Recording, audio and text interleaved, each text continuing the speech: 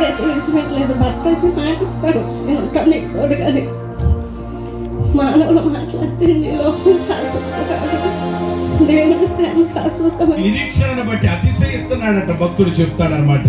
కాబట్టి ప్రేమ దేవుడు ఏం చెప్తుంది అని అంటే, సంవత్సరాలు అవుతున్నా కానీ ఈ రోజు నేను ఆనందంగా బ్రతకడానికి కాకపోతే మనము నిరీక్షించవలసింది దేని పంచములో ఉన్న ఈ పరిస్థితులన్నింటినీ జీవజనుడు చెప్పిన మాట ఏమంటే ప్రేమ దేవుడు పిల్లారా, నేను మీకు 7 సంవత్సరం ఏమంటే